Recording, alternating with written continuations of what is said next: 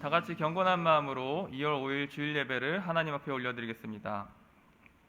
여호와를 두려워하는 너희여 그를 찬송할지어다. 야곱의 모든 자손이여 그에게 영광을 돌릴지어다. 너희 이스라엘 모든 자손이여 그를 경외할지어다. 아멘.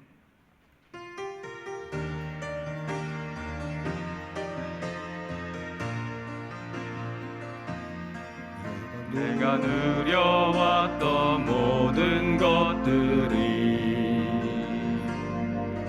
내가 지나왔던 모든 시간이, 내가 걸어왔던 모든 순간이 당연한 것 아니라 은혜였소. 모든 것이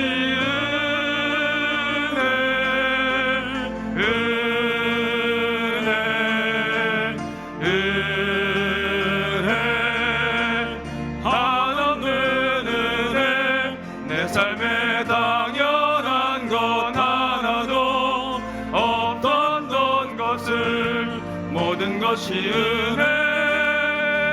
은혜였소. 사랑과 은혜가 풍성하신 하나님 아버지, 거룩하신 하나님 앞에 예배하는 이 시간, 가장 먼저 게으르고 나태했던 저의 마음을 회개하며 나아갑니다.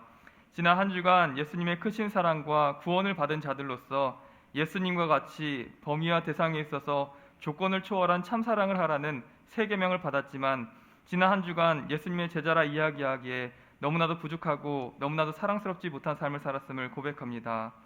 이런 부족한 죄인임에도 은혜를 베풀어 주셔서 다시 한번 이 은혜 자리에 나오게 하셨으니 주님, 이런 우리를 긍휼히 여겨 주시옵시고 우리의 죄되고 연약한 모습을 용서하여 주시옵소서. 또한 교회의 덕과 아름다운 복음 전파를 위하여서 사랑의 제자들이요 사랑의 전파자들로 세움받았으나 한 주간 이웃을 사랑하지 못하고 나만을 위한 삶을 살았음을 진심으로 고백합니다. 우리를 용서하여 주시옵시고 하나님의 은혜와 자비를 입어 이제부터는 사명 앞에 진실된 자가 되게 하여 주시옵시고 사랑을 베푸는 자가 될 수 있도록 인도하여 주시옵소서. 또한 이 시간 드려지는 예배를 위하여 온전히 주님께 예배를 의탁하며 기도합니다. 하나님을 경배하며 찬양하며 진심의 예배를 드릴 수 있도록 인도하여 주시옵시고 예배 드릴 때 성령 충만함 허락하여 주셔서 위로부터 내려오는 능력과 힘을 덧입는 시간 되게 인도하여 주시옵소서. 우리를 온전한 예배자로 인도하실 하나님 믿고 감사드리며 우리 주 예수 그리스도의 이름으로 기도드립니다. 아멘.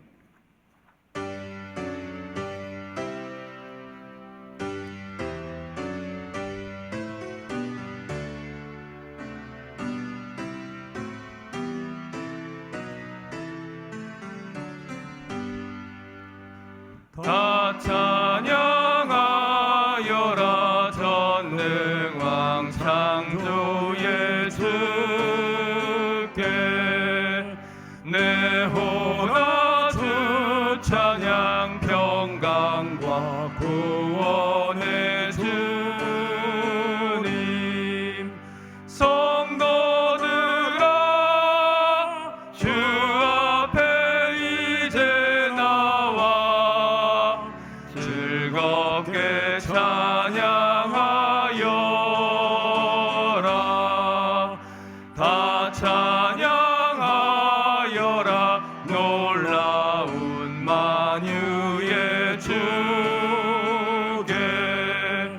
포근한 날개 밑 늘 품어주시는 주님. 성도들아 주님의 뜻 안에서 내 소원 다 이루리라. 다 찬양하여라 온 몸과 마음을 바쳐. 이 세상 만물이 주 앞에 다 나와 찬양. 성도들아 기쁘게 소리 높여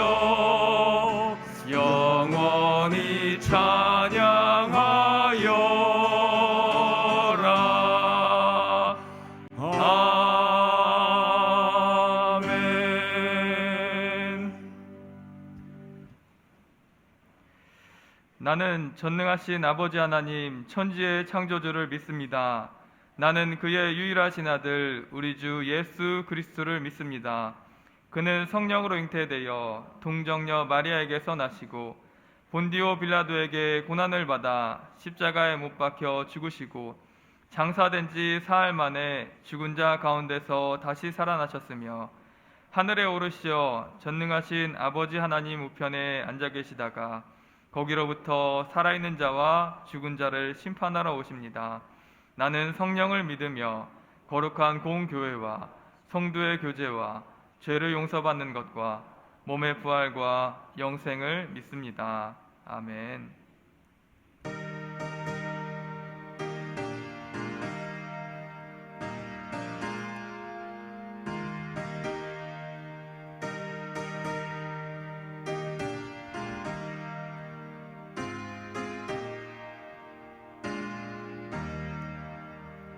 예수 앞에 나오면 죄사함 받으며 주의 품에 안기어 편히 쉬리라. 우리 주만 믿으면 모두 구원 얻으며 영생 복락 면류관 확실히 받겠네.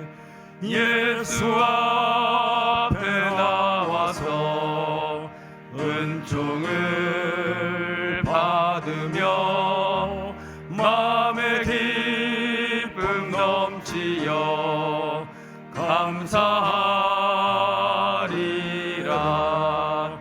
우리 주만 믿으면 모두 구원 얻으며 영생 복락 면류관 확실히 받겠네. 예수 앞에 설 때에 흰 옷을 입으며 밝고 빛난 내 집에 길이 살리라. 우리 주만 믿으면 모두 구원 얻으며 영생 복락 면류관 확실히 받겠네. 만복의 근원이 되시며 우리들에게 복 주시기를 기뻐하시는 하나님 아버지의 크신 사랑과 은혜에 감사를 드립니다. 새해를 맞아 지난 1월 한 달 동안도 저희들을 아버지의 사랑 안에 품어주시고 보호하여 주시어 은혜롭고 건강하게 살게 하여 주셨음에 진심으로 감사를 드립니다. 하나님 아버지의 크신 은혜 속에 살아온 저희들이 거룩한 주일을 맞이하여 아버지 앞에 나와서 예배를 드려오니 찬송과 영광을 홀로 받아 주시옵소서. 아멘. 세상의 모든 주권자이신 하나님 아버지, 작년 2월부터 시작된 우크라이나와 러시아 전쟁이 1년이 다 되어가는 지금까지도 끝나지 않아 헤아릴 수 없는 수많은 사망자와 부상자 발생은 물론 국토는 각종 폭격으로 인하여 생활시설이 황폐화되어 재개할 희망조차 없는 우크라이나 국민들을 불쌍히 여겨 주옵소서. 아멘. 전지전능하신 하나님 아버지의 간섭 속에 당사자 간 양보와 합리적인 타협 속에 하루속히 전쟁이 끝나고 평화가 정착되어 국민들의 새로운 삶을 살아갈 수 있도록 도와주시고 세계 모든 민족들이 서로 다투지 않고 예수님의 사랑을 실천하며 협력하여 모두가 평화로운 삶을 살아가게 긍휼을 베풀어 주옵소서. 자비로우신 하나님 아버지, 우리 민족을 위하여 기도합니다. 언제 끝날지 모르는 전 세계적 여러 어려운 경제적 환경 요인으로 인하여 시장 경제는 불안하여 고금리, 고환율, 물가는 폭등하고 특히 생활 난방비의 폭등으로 서민 경제는 모든 부분에서 점차 어려워져 특단의 대책이 필요한 시점입니다. 반도체 수출 부진 등 국가의 국제 무역 수지는 10개월째 연속 적자가 누적되어 개국 이래 최대폭으로 악화되고 있으나 더 큰 문제는 언제 끝날지 모르는 것입니다. 이러한 국가적 위기 상황임에도 여야의 정치권과 대통령, 위정자들은 상생과 협력의 정치보다는 자기 집단의 이익만을 추구하는 혼란스럽고 안타까운 상황입니다. 대통령, 위정자, 정치권, 사회 지도자들이 먼저 하나님의 말씀을 경외하게 하시고 그 말씀을 바로 알고 깨달아 모든 국민들을 사랑과 겸손으로 섬겨 서로 화합함으로 이 어려움을 극복하도록 지혜를 허락하여 주시옵소서. 소망교회를 사랑하시는 하나님 아버지, 신성한 성품에 참여하라는 표 아래 지난 1개월 동안은 사랑에 대하여 귀한 말씀을 듣고 은혜 받게 하여 주심에 감사를 드립니다. 예수님께서 말씀하신 마음을 다하고 목숨을 다하고 뜻을 다하여 하나님을 사랑하고 하신 말씀을 마음판에 깊이 새겨 하나님을 사랑하고 가족과 이웃과 성도들을 진심으로 내 몸과 같이 사랑하는 소망교회 성도들이 다 되게 하옵소서. 이제 오늘부터 한 달 동안은 겸손에 대하여 말씀을 듣습니다. 예수님께서 겸손함으로 백성을 섬겼던 것처럼 우리들도 남을 나보다 낮게 여겨 겸손함으로 우리 이웃과 성도들을 섬기는 은혜가 있게 하옵소서. 어제 인도자 구역장 수련회 시간에 신천지 이단에 대한 재반 교육을 통하여 많은 깨달음과 새로운 지식을 얻게 하심에 감사를 드립니다.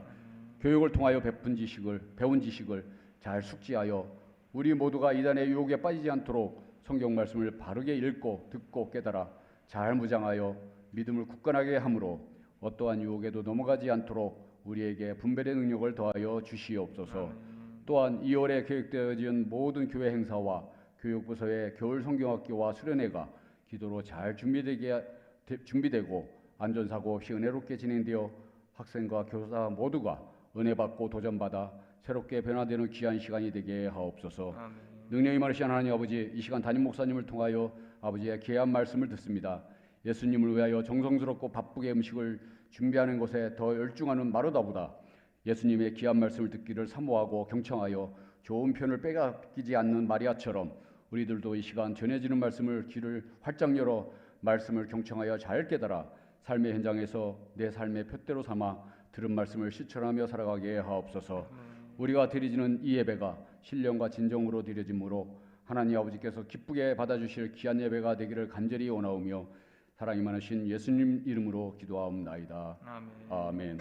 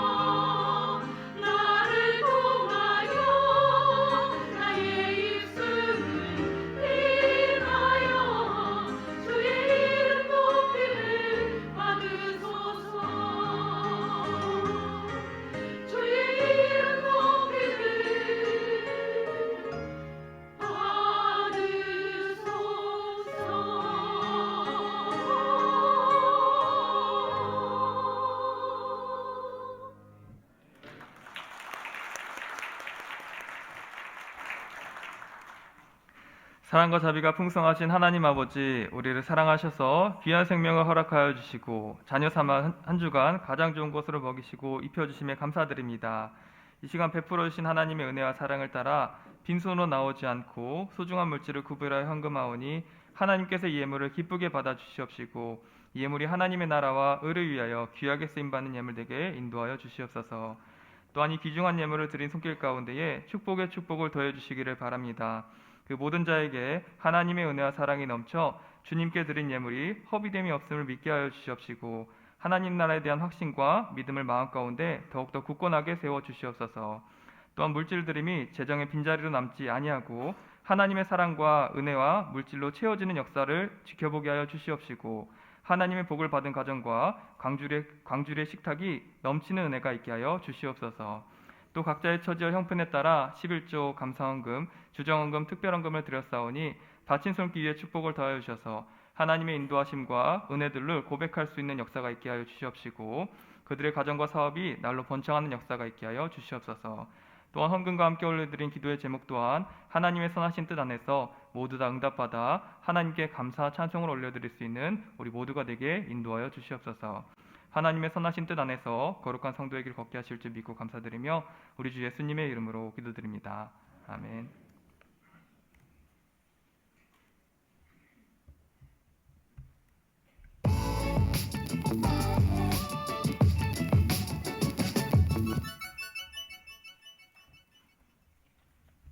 안녕하세요. 2월 첫째 주 소망 뉴스를 전해드리겠습니다. 첫 소식입니다. 2월의 목회 계획을 참고하시고 예배와 행사에 적극적으로 참여하시기 바랍니다. 어제 23년 상반기 인도자 구역장 수련회를 은혜 가운데 잘 마쳤습니다. 상반기 구역 예배를 잘 인도하여 구역 모임이 활성화되고 은혜가 넘치고 하나 되는 구역들이 되기를 바랍니다. 아울러 신천지 이단에 미혹되지 않기를 바라고 각 구역에서 수상한 사람이 있으면 즉시 교회로 연락해 주시기 바랍니다. 2023년 1학기 소망뮤직 아카데미를 시작합니다. 전단지와 1층 게시판을 참고해 주시기 바랍니다.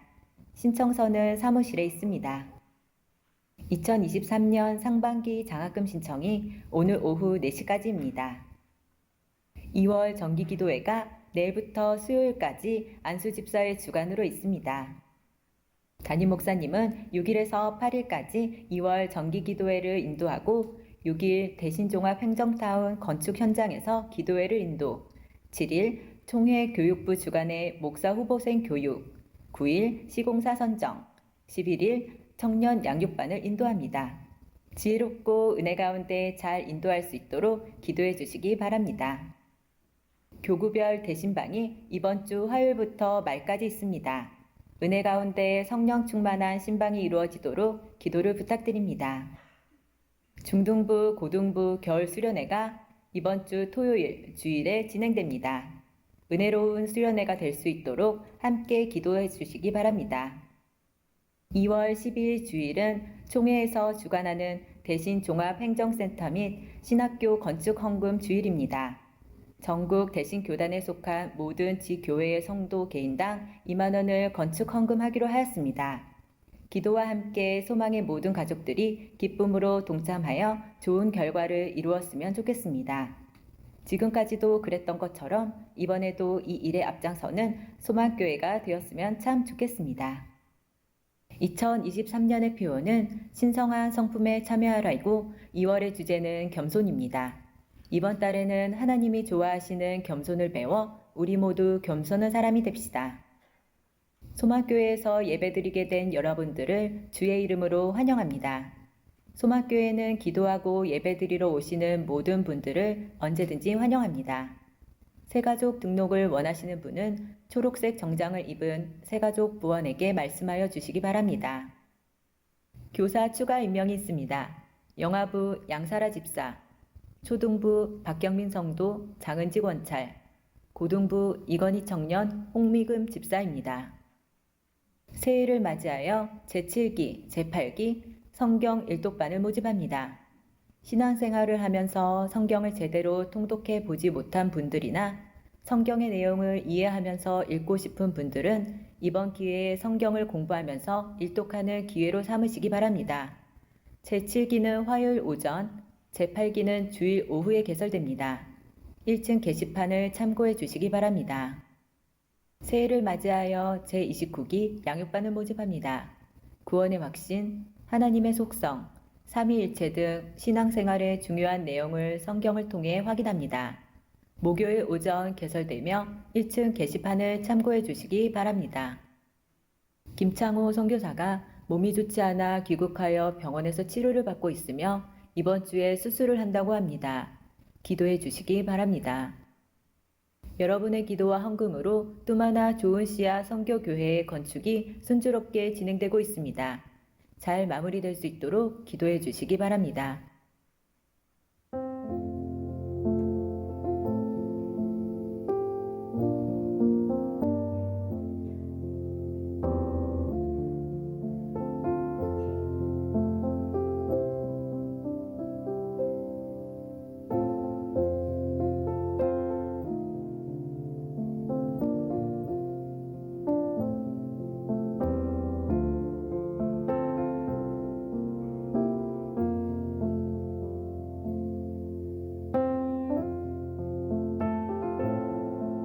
지난 1월까지 신학기 발전을 위한 1% 기부 운동의 총 누계 금액은 539만 8,429원입니다.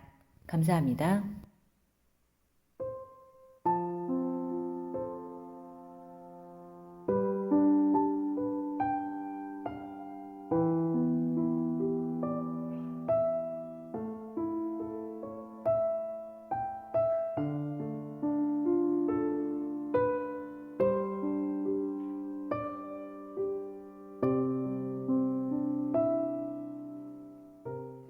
오늘 하루도 예배 가운데 큰 은혜 받으시기 바라고 시인들이 말해주는 그 겸손을 배워서 겸손하게 살아가는 소망교회 성도가 됩시다.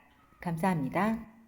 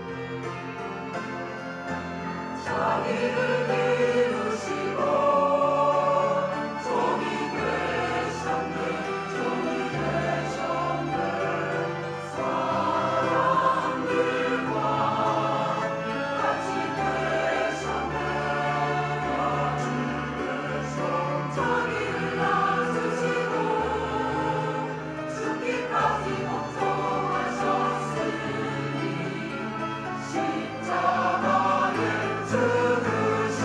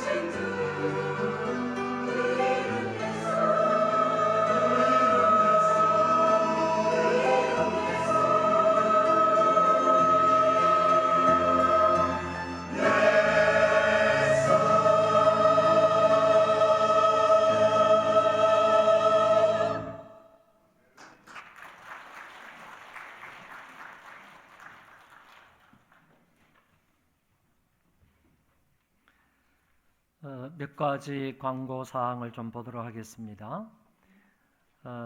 어제 우리 신천지 교육이 있었었는데 매우 유익한 시간을 보냈습니다.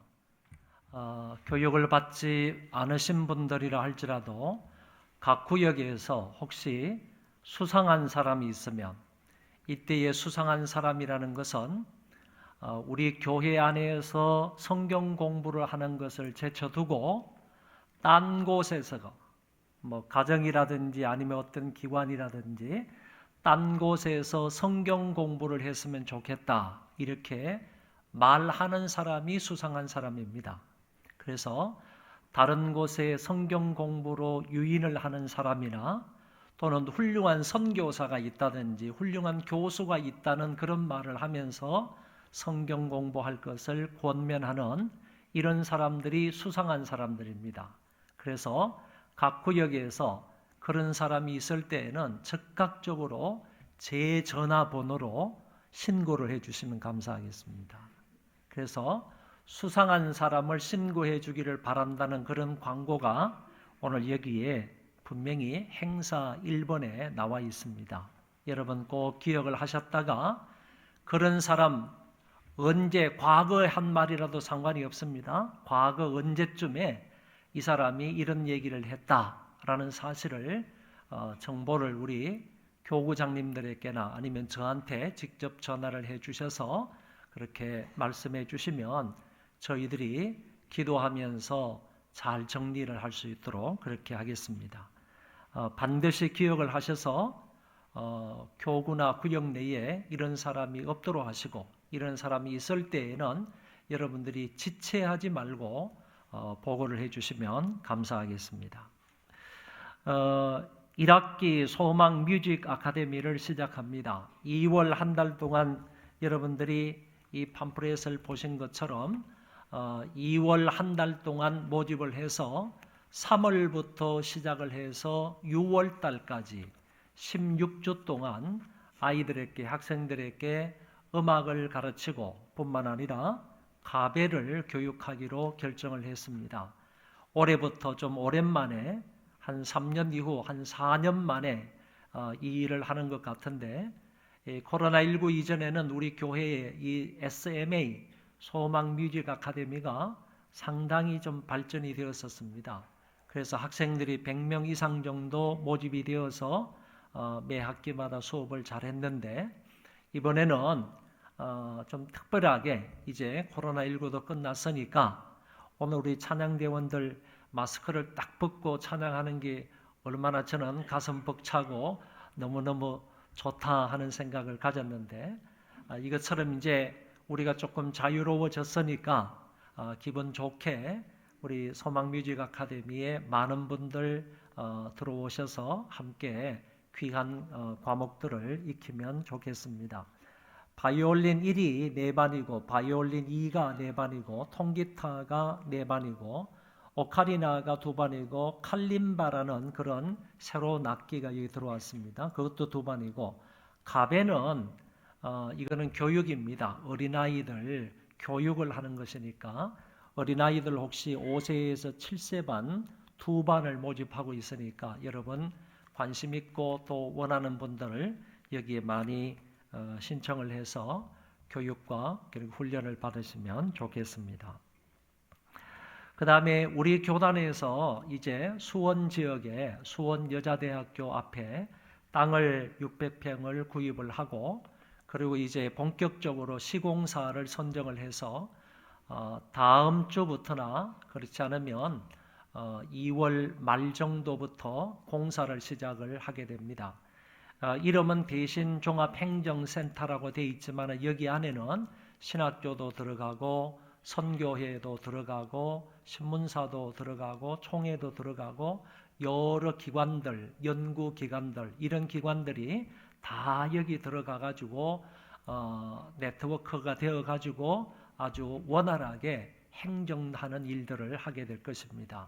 여러분들 대신종합행정센터 건축 헌금 봉투가 여러분들에게 하나 전달이 되었는데, 총회에서 결정한 일입니다. 이거는 제나 우리 교회에서 결정한 사항이 아니고 전 총회에서 결정한 사항이기 때문에 이번에 건축비가 25억 정도를 잡고 있는데 여기에서 우리 교단에 있는 전 교인들을 합하면 한 10만 명 정도 된다고 이게 통계가 나와 있습니다. 그러면 2만 원씩이면 얼마입니까? 20억이지 않습니까? 그러면 충분히 우리가 빚지지 아니하고 이 모든 것을 잘할 수 있겠다. 이런 판단하에서 총회에서 결정을 해서 다음 주 한 주간 동안 2월 12일 다음 주 한 주간 동안만 어린아이부터 시작해서 장년 노년에 이르기까지 한 사람도 예외 없이 2만 원씩 헌금을 딱 한 번 하는 겁니다. 2만 원씩 헌금을 해서 우리 교회는 2,200명 정도 되니까 적어도 2만 원씩이면 4,400만 원을 해야 됩니다. 만약에 여러분들이 동참해 주지 않으면 교회의 돈을 더해서 어쨌든 4,400만 원을 만들어서 총회에다가 반납을 해야 되는 거, 완납을 해야 되는 겁니다. 여러분 그렇기 때문에 여러분들 조금 기도하는 마음으로 신경을 쓰셔서 가족 수대로 개인 수대로 분명히 2만 원씩을 헌금함에다가 이거를 봉투에 담아서 넣어주시면 좋겠습니다. 반드시 여러분들의 이름을 기록해 주시고 그리고 몇 명인지도 여기 기록을 하시고 봉헌 금액을 써서 헌금을 해주시면 이거를 다 통계를 내서 또 올려야 되니까 그렇게 협조를 해주시면 대단히 감사하겠습니다. 여러분들이 적극적으로 협조를 해주시고 도와주신다면 이번에 은혜 가운데서 정말 안전하게 좋은 건물을 건축하리라 이렇게 생각합니다. 제가 건축위원장을 맡고 있습니다. 그래서 제가 이게 조금 길게 설명을 드렸으니까 여러분 이해해 주시기를 바라고 전 우리 대신 측에 있는 모든 성도들이 다 동참해서 좋은 결과가 이루어지므로 하나님 앞에 큰 영광을 돌릴 수 있기를 바랍니다. 이번 주 지나서 다음 주에는 기공 예배를 드립니다. 기공 예배를 드릴 때 참여할 수 있는 분들 참여하셔도 좋고 우리 장로님들은 참여해서 함께 격려해 주시고 기도하시고 또 복비를 주시면 감사하겠습니다. 그리고 우리 교사들 추가 임명을 했는데 여러분 주보에 나와 있는 이 고등부 교사는 김건희가 아니라 이건희입니다. 기억을 하시고 오늘 이분들 임명되신 분들은 성실하게 좋은 결과가 있는 교사 활동을 하시면 좋겠습니다. 김창호 선교사님이 지난번에 나오셨다가 구정 지나고 나서 곧장 27일 날 출국을 했습니다.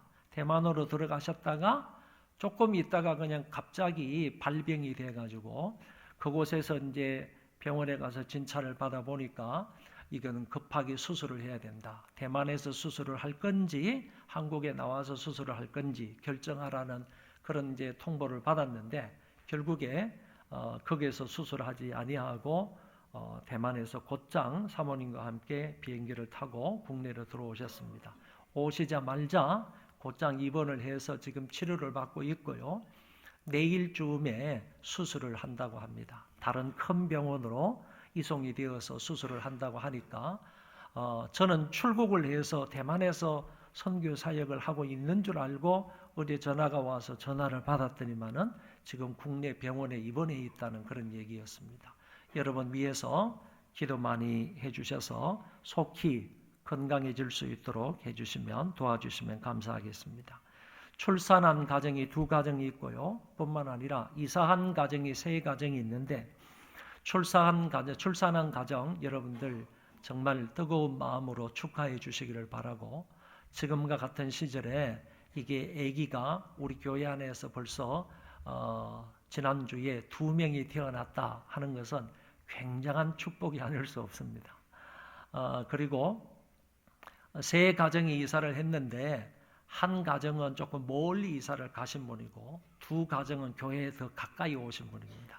그래서 모쪼록 그 이사한 가정들도 여러분들 배려해 주시고 격려해 주시고 또 축하해 주시면 감사하겠습니다.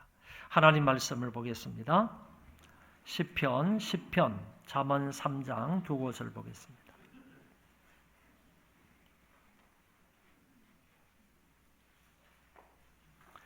시편 10편 17절, 18절 말씀입니다.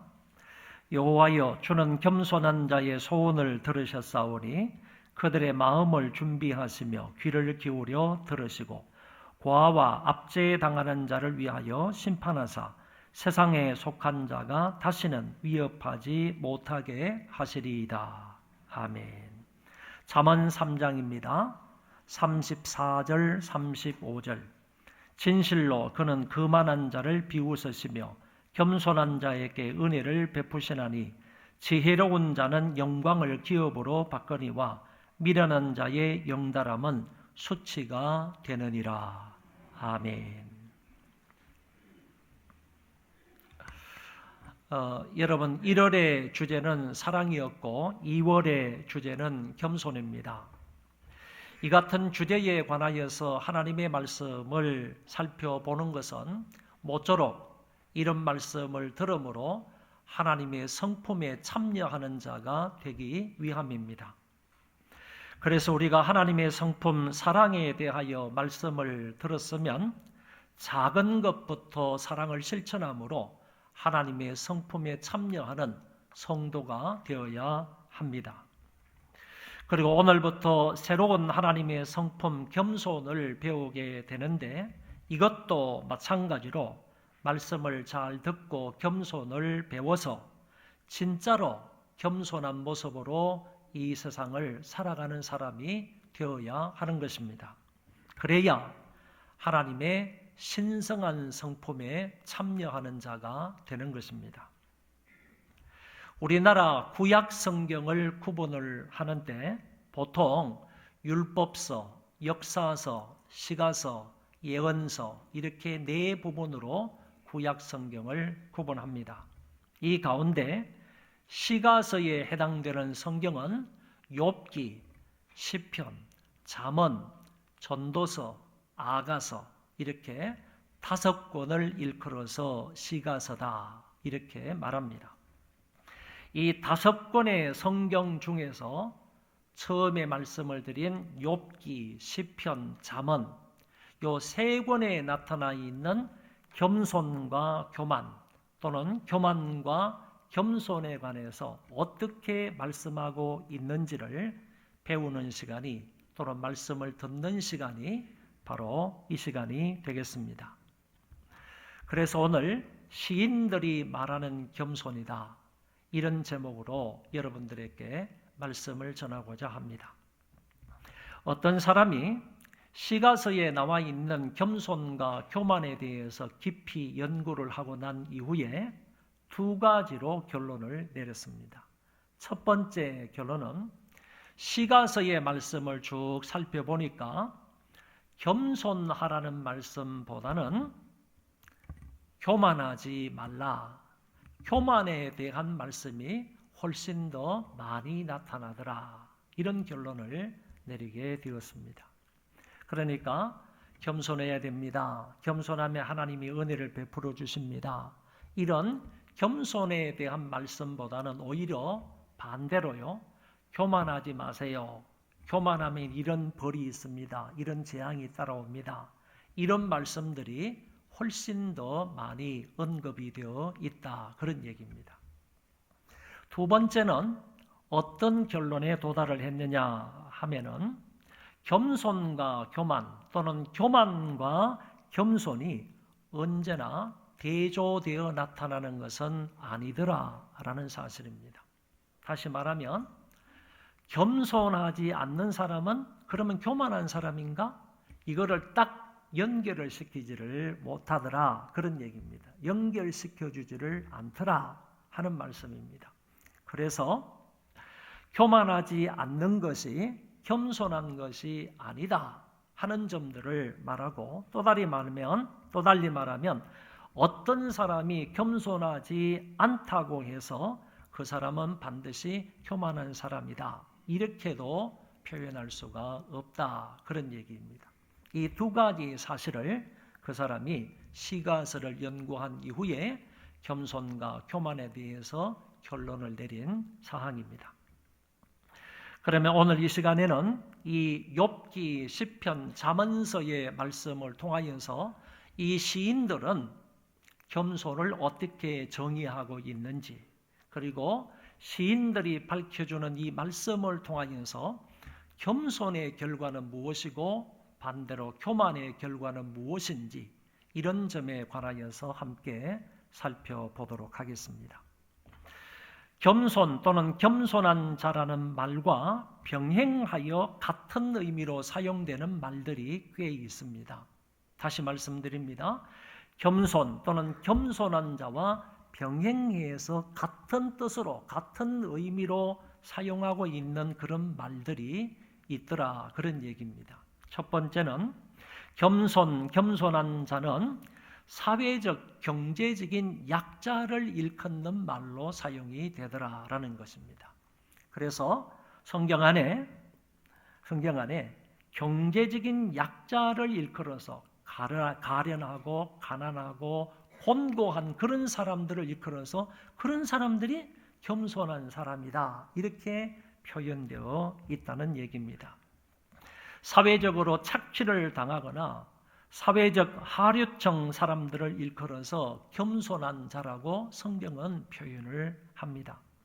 이런 사람들은 가진 것이 없어서 결코 교만할 수 없는 사람들이다라는 얘기입니다. 이런 의미에서 겸손한 자를 가난한 자, 그리고 겸손한 자를 가련한 자, 그리고 겸손한 자를 낮은 자, 그리고 겸손한 자를 억압받는 자들, 이렇게도 표현을 했습니다. 오늘 시편의 본문으로 가서 말씀을 보면 여호와여 주는 겸손한 자의 소원을 들으셨으니 그들의 마음을 준비하시며 귀를 기울여 들으시고 18절에 고아와 압제당하는 자를 위하여 심판하사, 그러니까 고아와 압제를 하는 사람이 다른 사람이 있는 거죠. 부자들이 있는 거죠. 착취하고 억압하는 사람이 있는 거죠. 그런 사람이 고아와 압제당하는 사람을 이렇게 억압을 하고 못 살게 군다는 겁니다. 그런데 압제하고 못 살게 구는 그 사람을 누가요? 고아와 압제당하는 사람을 위하여 하나님이 심판하신다는 거예요. 심판하사 세상에 속한 자가 다시는 위협하지 못하게 하시리이다 라는 말씀이 나옵니다. 17절에 나오는 이 겸손한 자라는 말이 이 앞에 나오는 9절에 가련한 자라는 말이 나오는데 원문상 같은 단어이다라는 것입니다.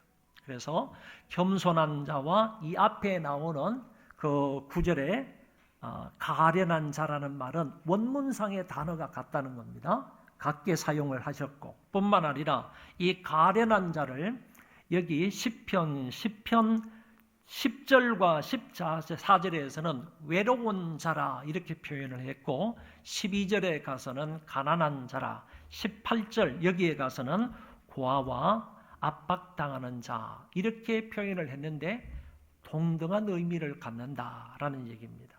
궁극적으로 이와 같은 단어들은 다시 말해 가련한 자, 가난한 자, 외로운 자, 그리고 고아와 압박당하는 자는 하나님만을 전적으로 의지하는 의인이라는 말과도 동일하게 사용이 되었다, 그런 얘기입니다.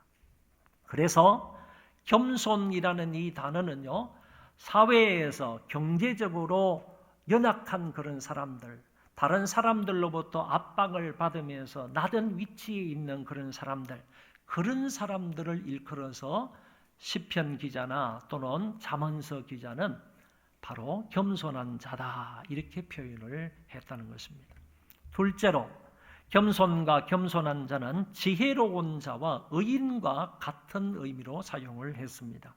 잠언 11장 2절에 보면 교만이 오면 욕도 오거니와 겸손한 자에게는 지혜가 있느니라.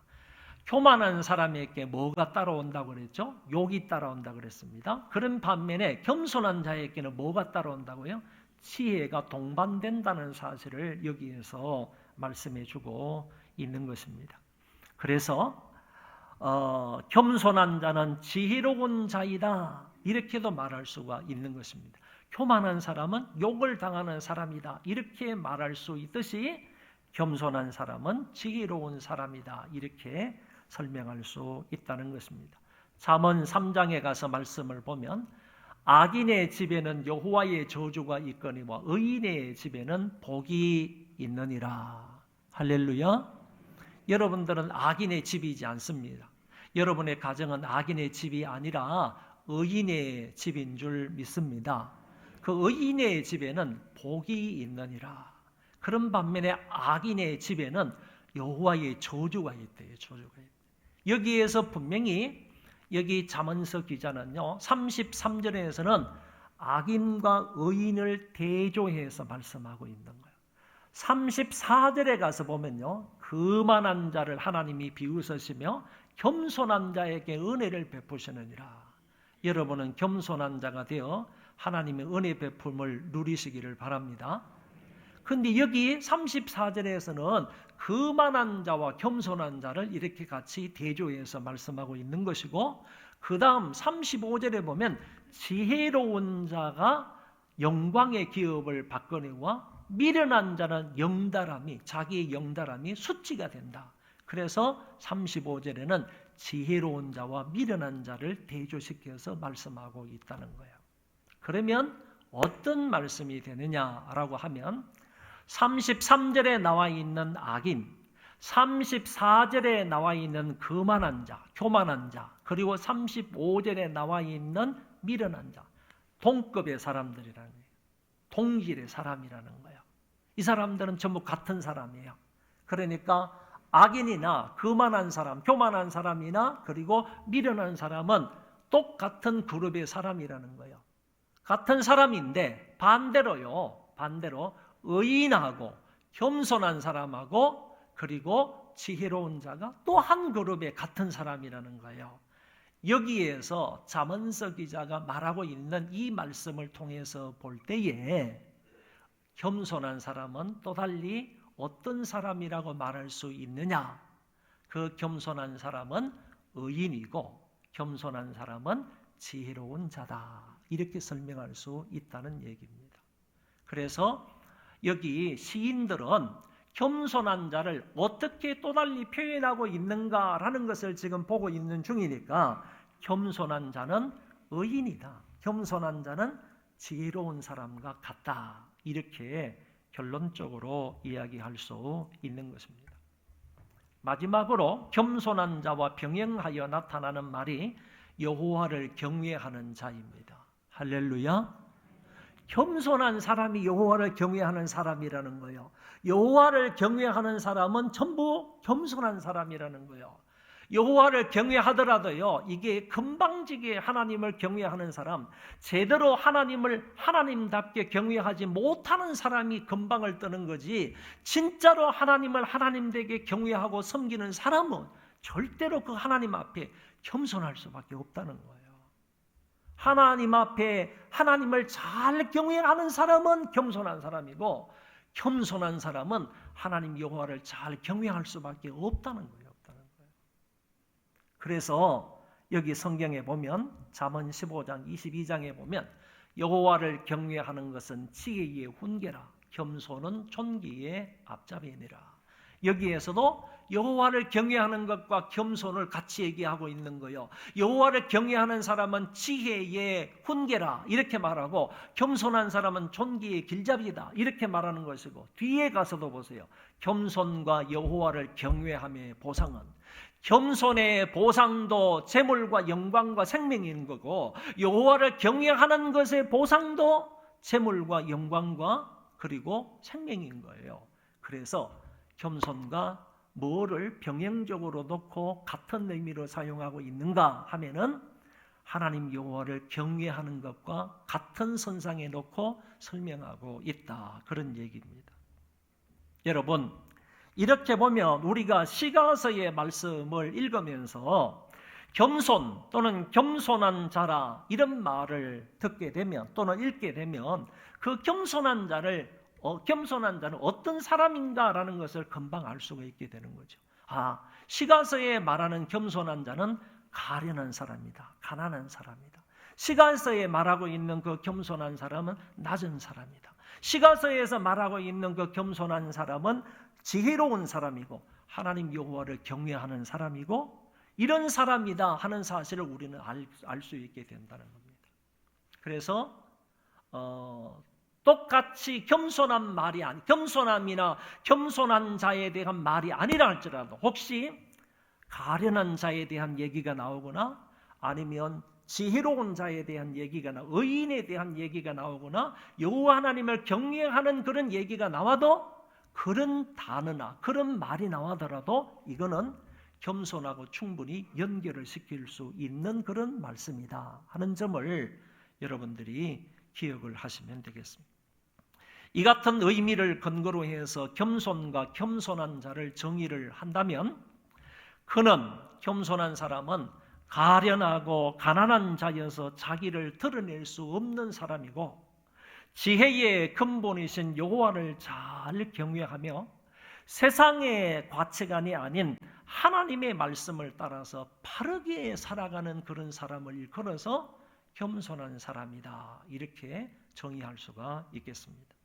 이제 오늘 본문인 시편의 본문으로 들어가겠습니다. 시편 17절 18절인데 우리 다시 한번 읽어보도록 하겠습니다. 다 같이 시작. 여호와여 주는 겸손한 자의 소원을 들으셨사오니 그들의 마음을 준비하시며 귀를 기울여 들으시고 고아와 압제에 당하는 자를 위하여 심판하사 세상에 속한 자가 다시는 위협하지 못하게 하시리이다. 아멘. 겸손한 자의 소원을 들어주신답니다. 믿으면 아멘 해보십시오. 겸손한 사람의 소원을 들어주신대요. 근데 겸손한 사람의 그 소원이 누구로부터 오는지 아세요? 겸손한 사람이 남으로부터 압박을 당하고 부자들로부터 업신여김을 당하고 그랬을 때 그 겸손한 가련한 사람이 하나님 앞에 소원을 올리는 거예요. 그런데 그와 같은 소원을 누가 주시느냐? 그들의 마음을 준비하시며 하나님께서 귀를 기울여서 그들의 소원을 들으신다는 거예요. 내 마음속에 가련한 자의 마음속에 하나님 앞에 내 마음의 소원을 올릴 수 있도록 하나님께서 내 마음에 준비를 시켜주십니다. 저와 여러분들 마음속에 그렇게 기도할 수 있도록 하나님 앞에 아뢰 수 있도록 내 마음을 토해 놓을 수 있도록 하나님께서 내 마음을 준비시켜 주세요. 그런 기도를 하도록 준비시켜 주세요. 그리고 그런 기도를 하면 마음의 소원을 올리면 하나님께서 귀를 기울여서 그 소원의 기도를 들으신다는 거예요. 그 말씀이에요. 그 말씀. 주는 겸손한 자의 소원을 들으셨사오니 그들의 마음을 준비하시며 귀를 기울여 들으시고 고아와 압제에 당하는 자를 위하여 심판하사. 고아와 압제에 당하는 사람을 심판한다는 얘기가 아니라 고아와 압제에 당하는 사람을 위해서, 그들을 위해서 가련한 자, 가난한 자, 억압을 당하는 그런 사람들, 불쌍한 사람들을 위해서 하나님께서 압제하는 사람을 심판한다는 거죠. 심판하사 세상에 속한 자가 다시는 위협하지 못하게 하시리다. 그렇게 억압하고 짓누르고 말이지, 막말하고 말이지, 업신여기고 하는 그런 사람들이 다시는 위협하지 못하도록 하나님께서 고아와 압제에 당하는 자들을 보호하시겠다. 세상에서 천대받고 가련한 사람들, 그런 사람 하나님께서 보호하시겠다. 다시는 그들이 위협하지 못하도록 하나님 여호와께서 둘러서 진치시겠다. 그렇게 말씀하시는 것이 바로 이 말씀이 되겠습니다. 결국에 본신은 하나님이 악인을 심판하여 주시고 겸손한 자에게는 은혜를 베푸시며 소원을 들어주심으로 아무런 두려움이 없이 살게 하시겠다라는 말씀이에요. 겸손한 자에게는 그 소원의 기도를 들어주시고 그것뿐만 아니라 세상을 살아갈 때 위협하는 사람들이 더 이상 그 사람을 괴롭히지 못하도록, 위협하지 못하도록 하나님께서 보호하심으로 두려움 없이 살게 하시겠다. 시인의 고백된 말씀입니다. 여러분, 겸손한 자가 하나님의 보호하심을 받습니다. 겸손한 자가 그 마음의 소원을 이루게 되는 것입니다. 다음은 잠언 3장으로 가겠습니다. 잠언 3장, 진실로 그는 그만한 자를 비웃으시며 겸손한 자에게 은혜를 베푸시느니라. 여러분, 잠언 3장 34절의 이 말씀을 보세요. 그만한 자를 하나님이 비웃으신답니다. 여러분, 교만한 자를 하나님께서 물리친다, 이런 말씀도 있잖아요. 이 말은요, 내가 여기 서 있으면, 내가 여기서 교만한 자, 이 거만한 자가 여기 서 있으면 하나님이 바로 옆에 앞에 서 계셔야 됩니다. 하나님께서 팍 밀쳐버린다는 거죠. 여러분, 하나님께서는 콧김만 한번 불어도요, 이 온 세상들을 다 그냥 파괴시킬 수 있는 그런 분이신데, 그만한 능력을 가지고 계시는 분이요, 거만한 자, 교만한 자를 앞에 딱 세워두고 하나님께서 팍 밀치면 어떻게 되겠어요? 대적한다는 말이 그런 말이에요. 교만한 자를 하나님이 대적하신다, 팍 밀어버리신다. 그러면 밀침을 받은 그 교만한 자가 어떻게 되겠나? 하나님께서 거만한 자를 비웃으시며 그들을 대적하시며 겸손한 자에게 은혜를 베푸신다. 지혜로운 자는 영광을 기업으로 받거니와 지혜로운 자는 아까도 말씀드린 것처럼 겸손한 자. 그 지혜롭고 겸손한 자는 영광을 기업으로 받거니와 이렇게 말씀을 하셨는데, 영광의 기업이라는 말은 모든 것의 풍성함을 말하는 것입니다. 또 달리 말하면 하나님과 사람 앞에서 받는 최고의 존경을 의미하는 거예요. 사람들에게 받는 최고의 존경도 의미하지만 하나님 앞에 받게 되는 최고의 존경을 가리켜서 여기 영광의 기업이라고 말하는 겁니다. 여러분, 어떤 사람이 하나님 앞에서 최고의 그런 존경의 복을 받게 되느냐? 하나님 앞과 사람들 앞에서 어떻게 최고의 존경을 받게 되느냐? 또 모든 것에 풍성한 은혜를 받게 되느냐? 그거는 바로 지혜로운 사람, 겸손한 사람이 그런 은혜와 복을 받는다고 하셨습니다. 반대로 미련한 자는 미련한 자의 영달은 수치가 되느니라 그랬습니다.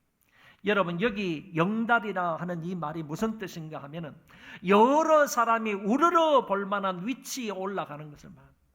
여러 사람들이 정말 기대하고 바라면서 우러러 볼 수 있는 그런 높은 자리를 말해요. 그 자리에 오르는 것을 말합니다. 이 영달이라고 말합니다. 그런데 미련한 사람들의 자기 그 영달은 수치가 된다. 수치로 변화시킨다. 수치로 만들어버렸습니다. 이 영달함을 다른 말로 말하면요, 벼슬과 명방이 높아서 세상에 드러나는 것을 말합니다. 그 사람의 위치, 그 사람의 자리가 높이 올라가는 겁니다. 그리고 명망이 높아서 세상 사람들이 다 우러러보면서 세상 사람들의 존경을 받는 그런 인물입니다. 그런 사람이 그 영달함을 수치가 되게 만드시겠다. 이 구절에서도 결국 지혜로운 자와 미련한 자의 결말은 하늘과 땅 차이가 난다 하는 점을 우리에게 보여주고 있는 것입니다. 지혜로운 사람, 겸손한 사람은 영광의 기업을 받게 되는데, 미련한 사람, 교만한 사람, 어리석은 이 사람들은 자기가 가지고 있는 그 영달이 결국에는 수치로 끝나버리는 이런 신세가 된다고 하셨습니다. 교만과 그리고 겸손의 차이가 하늘과 땅을 차이가 난다 하는 점입니다. 결국에 거만한 자와 미련한 자가 같고요, 겸손한 자와 지혜로운 자가 같다고 볼 수 있습니다. 그들이 그렇게 살았던 결과도 하나님이 동일하게 보응하시는 것을 엿볼 수 있습니다. 우리는 시편과 잠언의 말씀을 통하여 겸손한 사람은 어떤 사람이고 반대로 교만한 사람은 어떤 사람인지를 보았습니다. 겸손한 사람은 가난하고 가련한 사람이고 지혜로운 사람이고 의인이고 하나님을 경외하는 사람입니다. 그런 반면에 교만한 사람은 가진 자이고 많이 가진 자이고 어리석고 미련한 자이며 악인이며 하나님을 대적하는 사람입니다. 그리고 겸손한 사람에게는 어떤 결과가 주어지고 교만한 사람에게는 어떤 결과가 주어지는지도 역시 말씀하고 있습니다. 겸손한 자에게는 하나님이 그 마음의 소원을 들어주시고 세상에 속한 자가 다시는 위협하지 못하도록 하나님이 보호하여 주십니다. 그리고 겸손한 자에게는 은혜를 베풀어 주시고 영광의 기업을 주십니다. 반면에 교만한 자에게는 하나님이 심판하시고요, 하나님이 비웃으시며 그들의 인생이 수치를 당하게 하신다고 하셨습니다. 한 걸음 더 나아가서 다른 몇몇 성구들을 통하여서 겸손한 자와 교만한 자에게 이외에, 지금까지 말씀을 드린 이것 외에 어떤 것으로 하나님이 보응하시고 보상하시는지를 살펴보겠습니다. 잠언 22장 4절입니다. 겸손과 여호와를 경외함의 보상은 재물과 영광과 생명이니라. 앞에서도 살펴보았습니다. 여기에 보면 정말 하나님 여호와를 잘 경외하는 사람, 그리고 하나님 앞에서 자기 자신을 낮추는 겸손한 사람은요, 물질의 복을 받는답니다. 물질의 복을 받는다, 명예의 복을 받는다고 했고 아주 활기찬 그런 생명력을 얻게 된다, 이렇게 말씀하셨습니다. 여러분, 여호와 하나님을 잘 경외하시고 그리고 항상 하나님 면전에서 겸손한 삶을 삶으로 재물의 복도 많이 받으시고 여러분의 명예의 복도 높아지시고 뿐만 아니라 항상 활기찬 그런 생명력을 얻을 수 있기를 바랍니다. 잠언 15장 33절입니다. 여호와를 경외하는 것은 지혜의 훈계라 겸손은 존귀의 길잡이니라 라고 말씀하셨습니다. 존귀의 길잡이다 하는 이 말은 어떤 뜻인가 하면은, 겸손하게 살아가는 사람에게는요, 부귀와 번영의 복이 반드시 뒤따라온다는 거예요. 그러니까 존귀의 앞잡이가 바로 겸손이지 않습니까? 그러니까 이런 부귀와 번영의 복이 겸손한 사람 뒤에 반드시 따라간다는 거예요. 반드시 따라간다는 거예요. 그래서 겸손은요, 이와 같은 존귀, 부귀의 길잡이가 된다는 얘기입니다. 여러분, 겸손함으로 이와 같은 부와 그리고 번영이 여러분들 뒤에 매일매일 따라올 수 있기를 바랍니다. 잠언 18장 12절에 보면 사람의 마음의 교만은 멸망의 선봉이고 겸손은 존귀의 길잡이다, 이런 말씀이 계속 거듭 반복되어서 나오죠. 교만은 멸망의 선봉이다 라고 했습니다. 이거는 교만하면 결국에 멸망하게 되는데 그 교만으로 인하여서 멸망의 지름길로 가게 된다. 교만하면 멸망의 지름길로 가는 것이다, 그런 얘기입니다. 멸망의 지름길로 가려면 교만하면 된다는 거예요. 교만은 멸망의 지름길이라는 거예요. 지름길을 빨리 멸망하기를 원하는 사람은 교만하면 되는 거예요. 성경이 분명히 말씀하고 있습니다. 교만은 멸망의 선봉이다. 또 한 구절 말씀에 보면 잠언 16장 5절에 물은 마음이 교만한 자를 여호와께서 미워하시나니 피차 손을 잡을지라도 벌을 면하지 못하리라. 여기 재미있는 말씀이 나와요. 교만한 자를 여호와께서 어떻게 하신다고요? 미워하신다. 여러분, 하나님께서 교만한 자를요, 미워하신다. 그리고 하나님께서 교만한 자를 대적하신다, 뭐 이런 말씀도 있고 하나님께서 교만한 자를 비웃으신다, 이런 말씀도 많이 있는데 한마디로 말하면요, 하나님께서는 교만한 자를 거만하게 대하시는 거예요. 거만한 자를 하나님이 거만하게 대하신다니까요. 하나님께서 그들을 거만하게 대하시는 거예요. 거만한 자들은, 거들먹거리는 그런 사람 하나님께서 거만하게 대하시는 거예요. 그런 사람을 미워하시는 거예요. 그런데 그런 사람이요, 살아남겠다고, 그래도 바둥바둥 그 살아남겠다고 피차 손을 잡을 때가 있어요. 이런 거만한 사람들, 좀 가진 사람들, 이런 사람들이 피차 손을 잡아가지고 서로 변호해주면서 서로 이렇게 협력해가면서 자기들의 그 처해 있는 그런 상황을 모면해 보려고 하지만은 하나님의 심판을 면하지 못한다. 하나님의 벌을 면하지 못한다. 그런 사람들이 아무리 지네들이 협력을 하고 힘을 모으고 함께 협력을 한다 할지라도 하나님의 심판은 피해가지를 못한다. 성경은 이렇게 가르쳐주고 있는 거예요. 여러분, 가만히 보면요, 어제의 동지가 오늘의 적이 되는 경우가 많잖아요. 그렇죠? 요새 신문상에 가서 보면 TV 뉴스를 보면 그런 것들이 얼마나 많아요. 어제의 동지가요, 지금은 적이 되어 있습니다. 그래서 서로 물고 뜯고 막 고발하고 고소하고 그러지 않습니까? 근데요, 다 같이 이런 사람들이 어떤 그 잘못된 길로 빠지고 정말 나락으로 떨어지게 되면 자기들끼리 아무리 그 자리에서 협력을 하고 서로 손을 맞잡고 뭘 해보려고 하더라도 하나님의 심판은 궁극적으로 면치를 못한다는 거예요. 여러분, 악한 사람들이 아무리 자기들끼리 손을 잡고 무엇인가를 해결해 보려 한다 할지라도요, 악한 사람은 하나님의 심판과 저주를 모면할 수가 없다는 겁니다. 잠언서 기자가 오늘 성경에서 분명하게 말씀해 주셨습니다. 한 구절만 더 보겠습니다. 욥기 40장. 모든 교만한 자를 발견하여 낮아지게 하며 악인을 그들의 처소에서 짓밟을지니라. 무서운 말씀이죠. 왜 무서운 말씀인가 하면은 하나님이요, 교만한 자를 다 색출해낸대요. 발견한다는 말이 색출한다는 얘기예요. 하나님께서 교만한 자, 어리석고 미련한 있는 사람, 거만한 사람을 하나님께서 다 발견해내서요, 그 사람들을 다 낮추시겠다. 다 낮추시고 악인을, 그 사람들을요, 그들의 처소에서 짓밟아 버리겠다.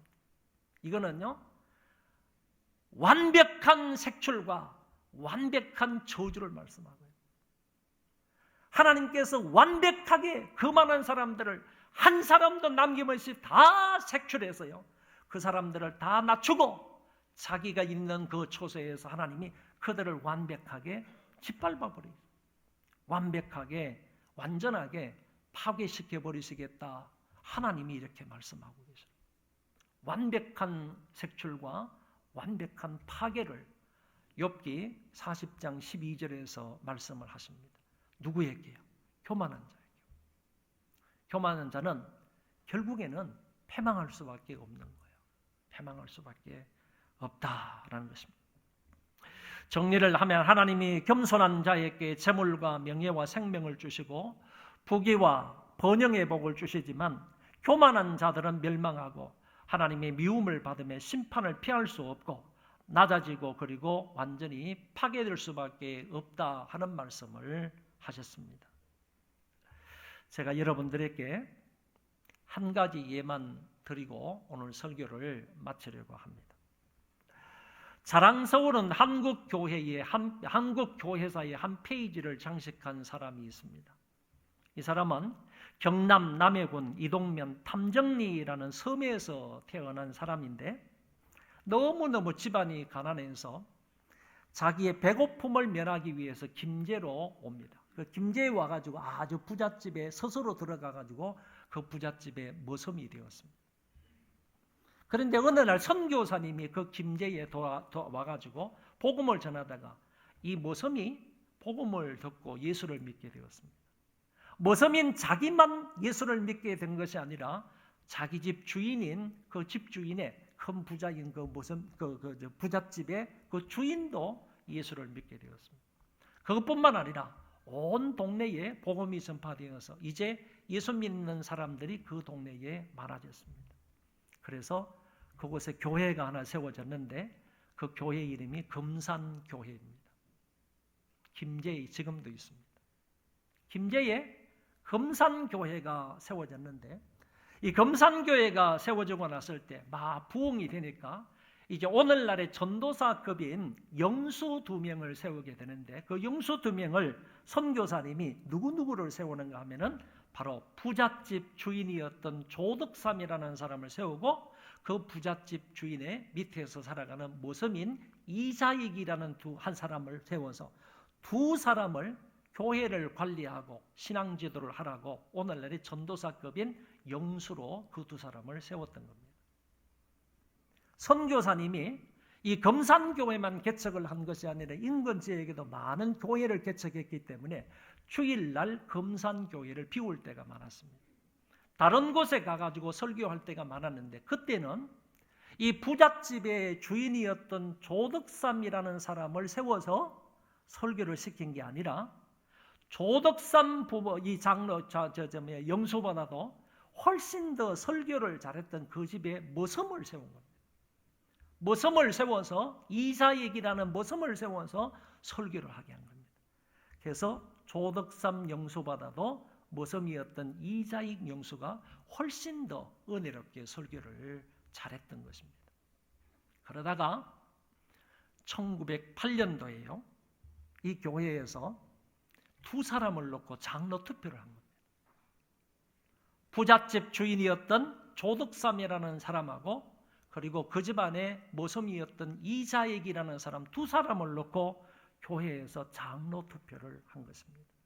누가 당선이 되었는가 하면은 모섬이었던 이자익 영수가 장로로 당선이 된 겁니다.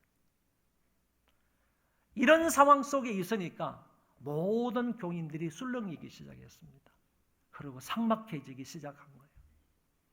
부잣집 주인은 장로에서 떨어지고 그리고 그 집안의 모섬인 이자익이라는 사람이 장로가 되었으니까 야 이거 큰일 났다.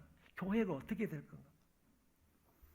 이런 걱정, 염려 속에 있었을 때 조덕삼 영수가 나서서 이런 말을 했습니다. 성도 여러분 참 감사합니다. 나는 나이가 많아서 봉사하기가 어려운데 젊은 이자익 영수를 장로로 뽑아주셔서 참 감사합니다. 우리 모두 이자익 장로를 잘 받들어 섬겨서 우리 교회 부흥하는 교회로 만듭시다. 부잣집 주인이었던 조덕삼 영수가 이런 얘기를 한 거예요. 이 말을 들었던 성도들이 얼마나 감동을 받은지 모르는 거예요. 그래서 1년 후에 조덕삼 영수가 장로로 또 피택이 되었어요. 그래 그 교회의 초대 장로는 이자익이라는 사람이고 또 한 사람은 바로 조덕삼 장로가 된 겁니다. 여러분 그 이후에 이자익 장로는 선교사의 추천을 받아서 평양신학교에 들어가고 졸업을 해서 목사가 되었습니다. 대단한 것은요, 이 이자익 장로가 목사가 되고 난 이후에 한국 장로계 역사 가운데 3번이나 장로교 총회의 총회장이 되는 거예요. 저는 한 번 했지만은 한 번이 아니라 3번이나 장로교 총회의 총회장이 됐다니까요. 이런 사람이 없어요. 그리고 난 이후에 조덕삼 장로님은 정말 그 금산교회를 섬기는데 참 겸손하게 훌륭한 믿음의 본을 보이면서 그 교회를 섬겼던 것입니다. 지금도 금산교회 가면 전북, 김제, 금산교회 가면 자자손손이 그 믿음을 계승해서 그 교회를 또 하나님을 잘 섬기고 있다는 얘기입니다. 여러분이 인터넷을 쳐보세요. 이런 얘기가 다 나옵니다. 그리고 직접 가서 혹시 김제에 고향이신 분은 금산교회를 다 알 겁니다. 인터넷에 너무 상세하게 잘 나와 있습니다. 사랑하는 우리 소망교회 성도 여러분, 위선된 겸손 말고요, 가짜 겸손 말고요, 시가서가 말해주고 있는 그 진짜 그 겸손을 저와 여러분들 배울 수 있기를 바라고요. 조덕삼 장로님이 보여주신 그 겸손도 우리 교회 모든 성도들이 배워서요, 진짜로 이 세상을 살아가되 겸손한 그런 마음으로 살아서 약속된 귀한 은혜와 사랑과 복을 많이 받아 누리는 우리 소망의 모든 식구들 되시기를 바랍니다. 그렇게 되기를 주의 이름으로 축원합니다. 우리 다 일어나셔서 찬송하겠습니다. 1절을 2번만 부르겠습니다. 1절을 2번만 부르겠습니다.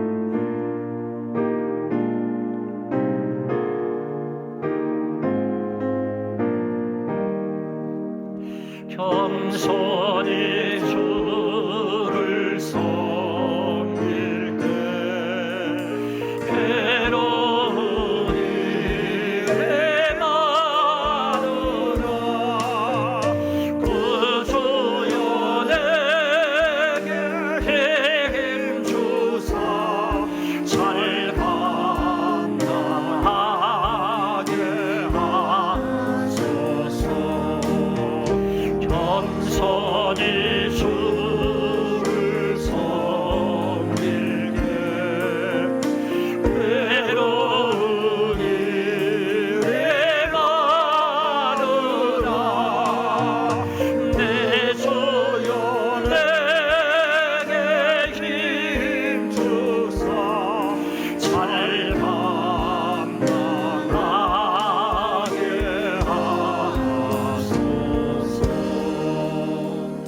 항상 겸손하여 하나님의 은혜를 누리게 하여 주옵소서.